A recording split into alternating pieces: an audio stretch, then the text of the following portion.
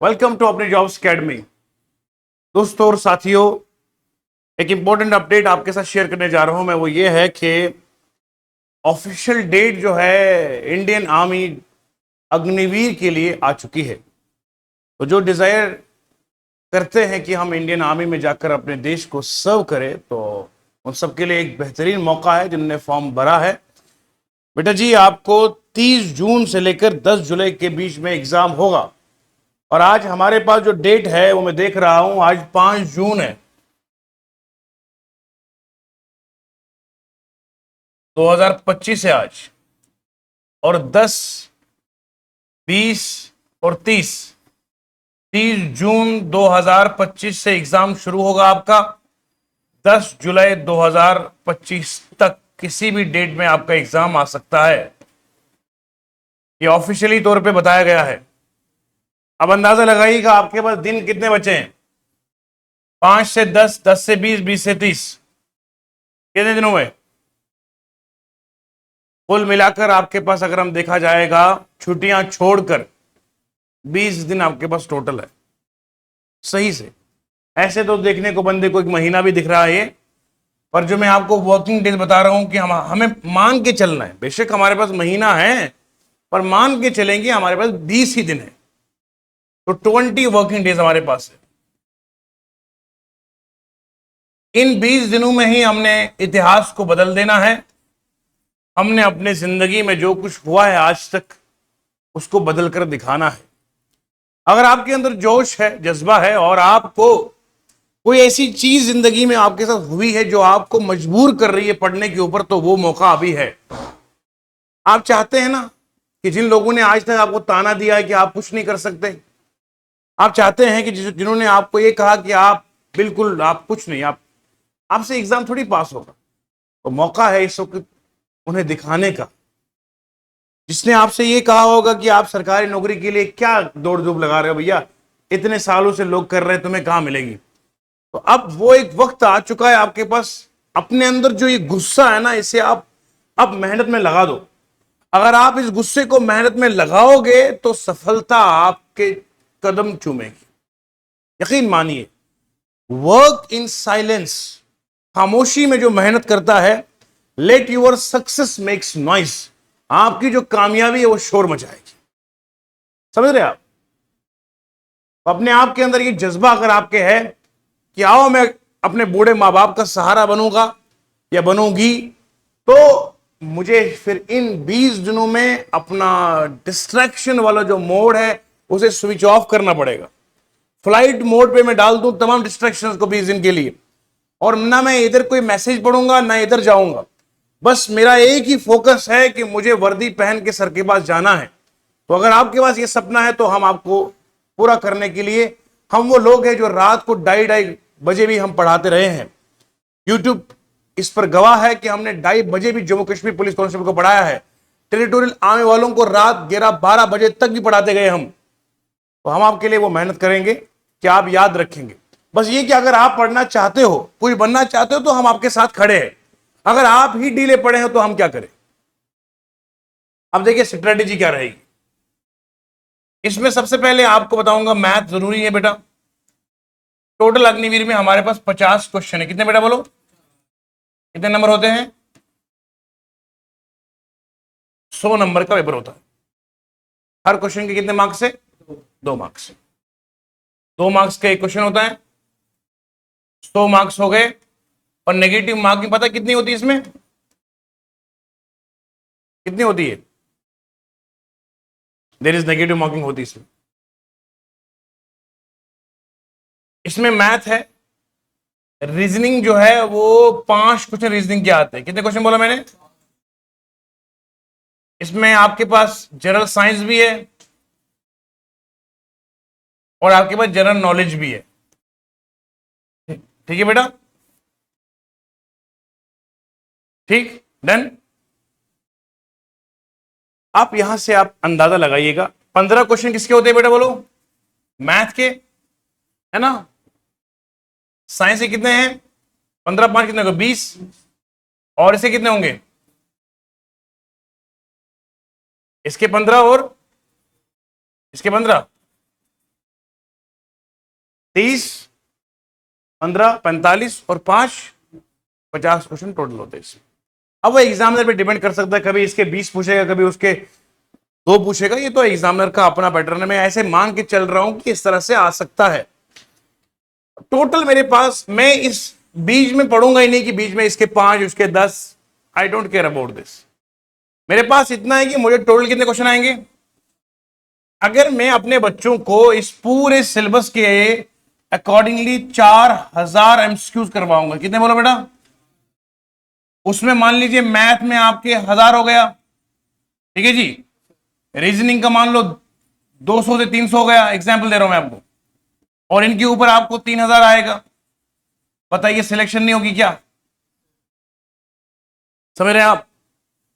Dedicated base पे, यहां पर रोजाना की बेसिस पे हम जो है एमसीक्यूज आपको करवाएंगे, टॉपिक वाइज। टॉपिक वाइज तुरंत एमसीक्यूज आते जाएंगे। और सबसे बेहतरीन पढ़ाई होती है एग्जाम ओरिएंटेड। अब इन 20 दिनों में कहानियां वो सुनाने का वक्त खत्म हो गया है कि हमने अंग्रेजों की कमर कैसे तोड़ी थी, वो तो हमने तोड़ के रखी थी। लेकिन अब आप बोलोगे सर पहले आपने लात मारी थी अंग्रेज को, फिर उसका ये रिब टूट गया था, बैकबोन टूट गई थी। वो अगर वक्त होता तो फिर हम अंग्रेज की धुलाई पूरे से करते। लेकिन इस वक्त वक्त इतना है कि सीधे टू दी पॉइंट बात करेंगे एग्जाम ओरिएंटेड कंटेंट के हिसाब से।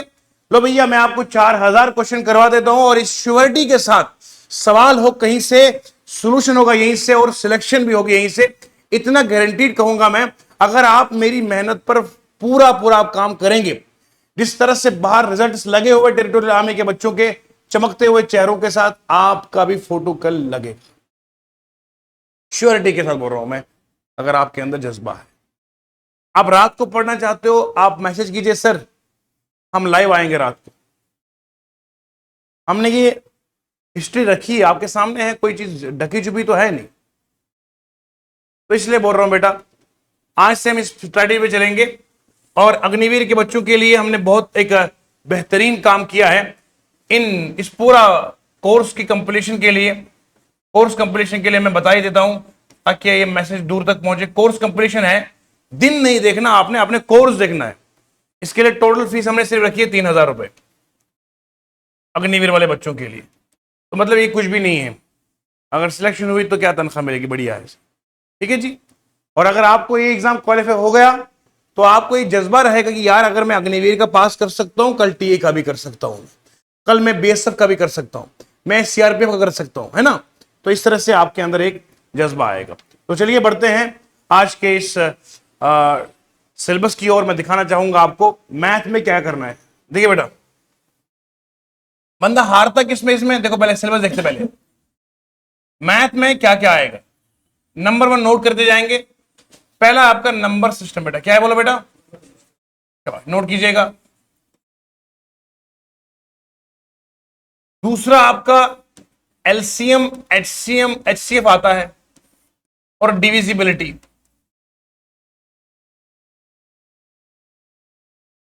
ठीक है जी। पहला आपका क्या है बोलो बेटा, जम के बोलेंगे, पढ़ेंगे, रिजल्ट देंगे। नंबर सिस्टम पहले चैप्टर में आएगा। दूसरा एलसीएम, एलसीएफ, डिविजिबिलिटी आएगा। फिर आपके इसमें प्राइम नंबर्स के ऊपर सवाल आता है बेटा।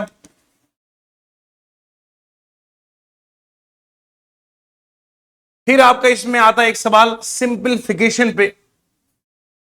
अच्छा, मैं अगर ये अग्निवीर का बोल रहा हूं तो आप यकीन इसको कोरिलेट कर सकते हैं बीएसएफ के लिए भी। बोलिए जी, एसएससी का कोई भी एग्जाम में ये चैप्टर नहीं है क्या? हर एक में है।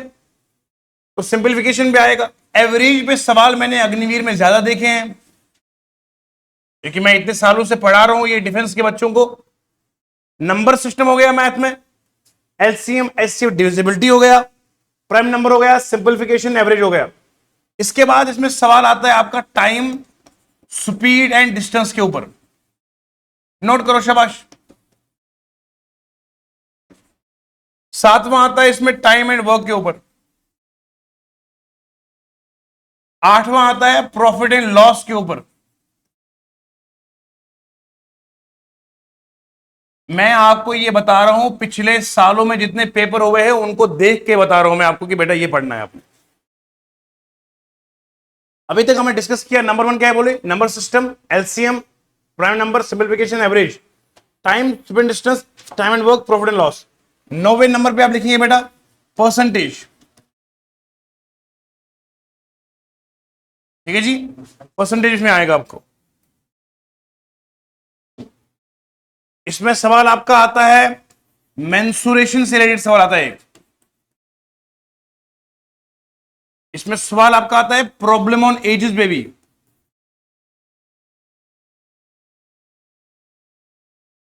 इसमें सवाल आपका आता है रेशियो एंड प्रोपोर्शन। अब आप मुझे बता सकते हैं कोई चैप्टर छोड़ा इसमें? क्या ये सारा सिलेबस सीजीएल में नहीं है? ऑब्वियसली है। सीडीएस के एग्जाम में भी ये आर्मी का सबसे टॉप मोस्ट एग्जाम होता है सीडीएस का, उसमें भी यही है। यानी कि जितने एग्जाम हमारे देश हित में होते हैं सिलेबस तो ये रहेगा, बस लेवल अलग अलग है। आजकल तो ये बताना मुश्किल है कि लेवल क्या है। जब हमारे यहां जम्मू कश्मीर पुलिस कांस्टेबल का एग्जाम हुआ दिसंबर में, तो सीजीएल के 2-4 सवाल आ गए वहां पे, तो लेवल बताना क्या रहा। इसलिए कि सरकारी नौकरी में ये मत सोचिएगा बेटा कि आसान सवाल आएगा मुश्किल सवाल आएगा, सवाल कहीं से भी आएगा, आपको करना है। ये चीज छोड़ दो आप ध्यान में कि सिलेबस के अकॉर्डिंगली सवाल आना चाहिए। सिलेबस होता है एकेडमिक एग्जाम में, जो यूनिवर्सिटी कॉलेज स्कूल का एग्जाम होता है वहां सिलेबस मैटर करता है। कॉम्पिटेटिव के लिए सिलेबस मैटर नहीं करता है। सिलेबस यहां सिर्फ गाइडलाइन के लिए होता है। आपको तनख्वाह देनी है बेटा, फेल कराएंगे तो बच्चे कम रहेंगे तो तनख्वाह मिलेगी ना। पेपर ही आसान हो, कितने को पास करेंगे, इसलिए तो ये चैप्टर नोट कर दिए बेटा। ओके, इसके अलावा मैं देखता हूं यहां पर, बस ये चैप्टर इसमें है जो मैंने आपको बता दिया, सारे चैप्टर तकरीबन यही है। ठीक है, ये आपको होगा इसमें। बढ़ते हैं आगे एक और पे, उसका नाम है हमारे पास रीजनिंग।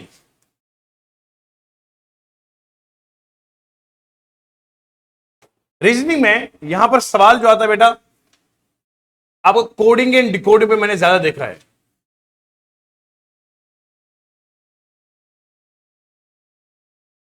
दूसरा, मेरे पास पेपर्स पुराने के हैं, मैं आपको पूरा एनालिसिस करके बता रहा हूं मैं, ताकि कोई मुझे डाउट में ना रहे। एनोलॉजी के ऊपर सवाल आता है बेटा। तीसरा, ब्लड रिलेशन पे सवाल आता है। बेशक है 5 सवाल ही, और पास करने के लिए एक नंबर भी काफी। और मेरे पास जो पेपर है इसमें लिखा है एनोलॉजी पे आया, कोडिंग एंड डिकोडिंग पे आया, मैक्सिमम टॉपिक यही रखे गए इसमें। और कभी कभार नंबर सीरीज पूछता है सवाल, ज्यादा नहीं पूछेगा, पर आप लिख के रखिएगा।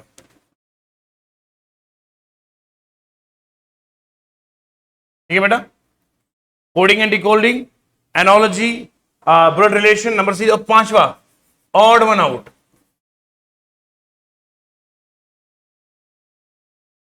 ठीक, ऑड वन आउट। यहां कभी कभार ये पेपर फोल्डिंग के ऊपर सवाल आएगा।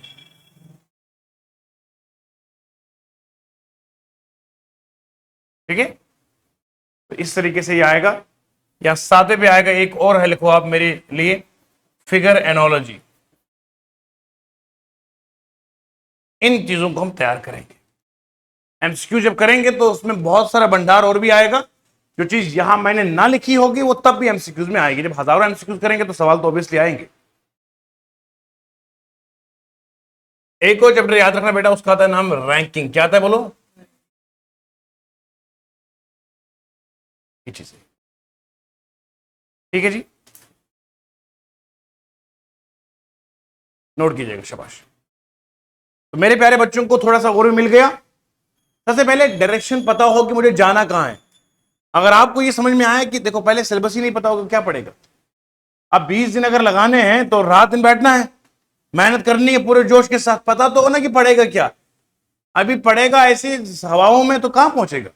तो इसीलिए जब आपके पास पूरा डेटा है कि सर मुझे यहां पढ़ना है, मुझे इसके सवाल करने हैं, चाहे मैं रात 3 बजे तक जागूंगा, मुझे करना है।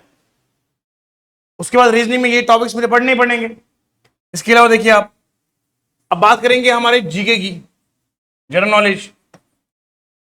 जनरल नॉलेज और जनरल साइंस के लिए आपको जर्रा बराबर की टेंशन नहीं है, क्योंकि अपनी जॉब्स एकेडमी का exam oriented material more than sufficient होता है। सबसे पहले जनरल नॉलेज में फेमस पर्सनालिटीज को पढ़ेंगे।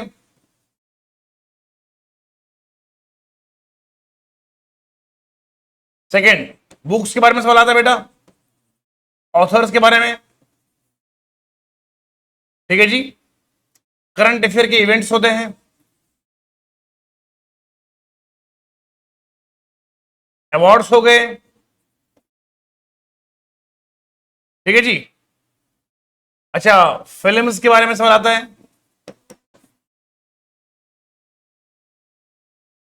याद रहेगा आपको, नोट करें, शाबाश।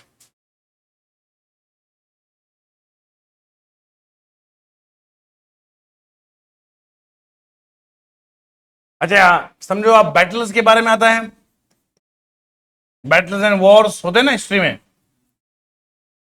हमारे इंडियन इंडिपेंडेंस हिस्ट्री आती है इसमें।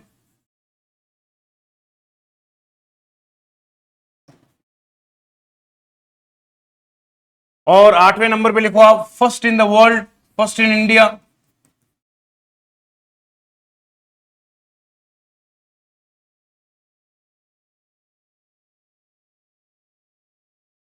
ये सब चीजें याद रखनी है।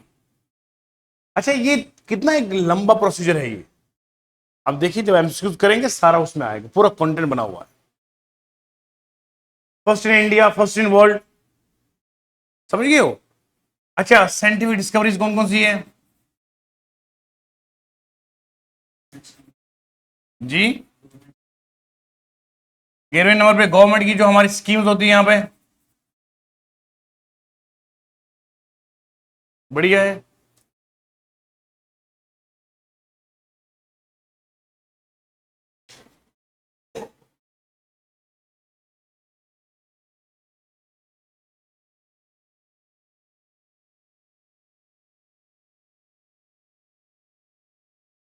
ठीक है जी, मैं उम्मीद करता हूं मेरे बच्चों को, ये तो मैं आपको जस्ट एक हाइलाइट्स बता रहा हूं मैं, हम जब पढ़ेंगे तो पूरा इसको निचोड़ेंगे। मैं आपको इतना यकीन दिलाता हूं कि मैं जीके और साइंस, साइंस में 3 पोर्शन बेटा, एक फिजिक्स है, एक केमिस्ट्री है और एक, ठीक है जी। और क्लास 10 तक जितना भी है ना, क्लास 6 तक पढ़ना पड़ेगा जी। फिजिक्स में आपका मोशन है, ठीक है, न्यूटन्स लॉज हो गया है उसमें, यूनिट्स एंड मेजरमेंट्स हो गया है, ठीक है, साउंड्स, वेव्स, अलग अलग चैप्टर्स में, लाइट है, रिफ्लेक्शन है, वो सारा इसमें आएगा। केमिस्ट्री में अलग अलग टॉपिक्स है, बायो में है। तो तकरीबन जो हमारा स्टडी मटेरियल, जो हमारा टारगेट रहेगा इस जीके और साइंस के ऊपर, मैं आपको बता रहा हूं तकरीबन 2000 से 3000 एमसीक्यूज।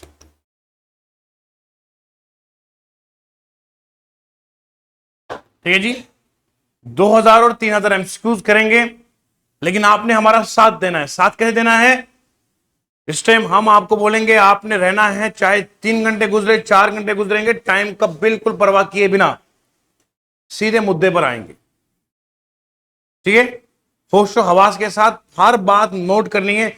सर ने बताया इसका ऑप्शन ये है और ये ऑप्शन है तो क्यों है, वो डिटेल हम देंगे आपको। सिर्फ वो तुक्का नहीं लगाएंगे ना, एक्सप्लेनेशन बताएंगे कि इसका ये आंसर है तो क्या है ये, ठीक है जी। तो मुझे उम्मीद है कि अगर हम इस स्ट्रेटेजी चलेंगे, न सिर्फ हमारा अग्निवीर का एग्जाम क्रैक होगा, बल्कि आने वाले जितने भी बीएसएफ के एग्जाम है, सीआरपीएफ हो गया, डिफेंस की जो एग्जाम है, ठीक है, जीडी का एग्जाम हो गया, इन एग्जाम्स को हम टारगेट करेंगे बेहतरीन तरीके से। और ये स्ट्रेटेजी एसएससी के हर एग्जाम के लिए फॉलो की जा सकती है। एमसीक्यू ओरिएंटेशन पे जो काम किया जाता है वो सबसे लाजवाब काम है, क्योंकि आप जानते हैं 100 सवाल अगर आएंगे, मैं 5000 करके जाऊंगा, और 5000 आपको वो लोग करवाते जिन्होंने 10-12 साल का तजुर्बा रखा है, तो फिर सवाल कैसे नहीं होगा। ये कैसे हो सकता है कि आप 4000 सवाल करोगे 50 नंबर भी नहीं आएंगे, बताइए ना। फिर क्या किया आप, तेल बेच रहे हैं क्या। पता है एक टीचर इतना होनहार होना चाहिए कि उसे पता है कि अगर मैं मैथ का ये करा रहा हूं, इतने 12 चैप्टर है, अगर 12 चैप्टर पे मानो मैंने 1000 सवाल करवा दिए तो इससे बाहर तो आएगा नहीं, इतना ही तो यकीन होना चाहिए। अब मैं अगर मान लो आपको परसेंटेज बढ़ा रहा हूं, परसेंटेज में क्या ही पूछेगा, वो हर चीज हम यहीं पे करेंगे जो वो पूछेगा, फिर पूछेगा क्या। अपने अंदर एक जज्बा पैदा करो कि मैं जो पढ़ रहा हूं या मैं जो पढ़ रही हूं ये सफिशिएंट है। और मैं क्रैक करके दिखाऊंगी या दिखाऊंगा, फिर आपको कोई नहीं रोक सकता। We call it as a, इसे हम मेडिकल साइंस में कहते हैं बेटा पेलिसिबो इफेक्ट। क्या कहते हैं बोलो बेटा? पेलिसिबो इफेक्ट। एक स्टोरी मैंने पढ़ी थी, whether it is a real or it is fictitious, मगर एक कहानी है। कहानी में यह बताया गया था एक आदमी को सजाए मौत सुनाई गई थी। क्या मौत? सजा मौत की फैसला हो गया था। दो डॉक्टर्स थे, उनने कहा कि अब इस बंदे ने जाना ही है तो हम क्यों ना जाते जाते इस पे एक एक्सपेरिमेंट करें। और सुनिएगा मेरी बात को। उन्होंने उसे कहा कि हम आपको फांसी के बजाय एक जहरीला एक कोबरा होगा, उसका आपको हम बाइट करवाएंगे, वो आपको डसेगा और आपको इस तरह से मौत देंगे। फांसी पे आपको ज्यादा दर्द होगा, ऐसे आपको एक डंग लगेगा, जहर फैलेगा तो खत्म बात। अब आदमी जो बेचारा कैदी था उसे क्या है, उसे आप फांसी दो या वैसे दो, मरना तो उसने है ही। लेकिन एक्सपेरिमेंट वालों ने क्या करा, उसकी आंखों पर पट्टी बांध दी। तो ये मैंने पढ़ा है, वेदर इट इज रियल और इट इज फिक्टिशियस, ये तो बात की बात है। तो उसको बताया गया कि हम आपके सामने एक कोबरा लाएंगे और उस कोबरे से आपको डसवाएंगे। तो उन्होंने क्या करा, उन्होंने 2 नीडल ले ली, छोटी सी सुइयां, तो उसको पांव में प्रिक करी। पांव में प्रिक करने के बाद आंखें बंद है ना, तो प्रिक जब करी उसके बाद थोड़ी देर के बाद देखा वो मर गया। मरने के बाद जब देखा गया तो लिखने वाले लिखते हैं, बताने वाले बताते हैं कि उसके ब्लड में जो है वो पॉइजन पाया गया। इस तहकीक ने पूरी दुनिया में हड़कंप मचा दी कि ये कैसे हो सकता है, कोबरा ने डसा ही नहीं और अंदर जहर बन गया है। तो फिर एक टर्म निकाली कि उसका नाम है पेलिसिबो इफेक्ट। क्या नाम है बोलो बेटा? उनने कहा कि जिंदगी में 80% हमारे कामों पर माइंड का असर होता है। जहर नहीं था, जहर बना, दिमाग उसी दिशा में चल गए। कि उसे कहा गया था कि तुम्हें कोबरा डसेगा, अब वो उसके इमेजिनेशन में सारा चीज वही घूम रहा है, पूरी उसकी बॉडी जो है ना वो दिमाग के अंडर कंट्रोल में है, वो सारा वही होगा जो उसके दिमाग कहता है। इसीलिए कहते हैं कि दवाइयां जो होती है ना, दवाइयां ये आदमी पर सिर्फ 20% असर करती है, 80% दिमाग असर करता है। अगर आपने पहले ही सोच लिया कि दवाई में कुछ नहीं कर सकती, तो दवाई लाखों भी खाओगे कुछ नहीं होगा। आप मुझे एक बात बताओ, अगर हम बात करेंगे बिलीफ की, कहीं से अगर आपको कोई पीर साहब, कोई दरवेश आपको कोई चीज पढ़ के देता है तो आपको फर्क कैसे पड़ता है?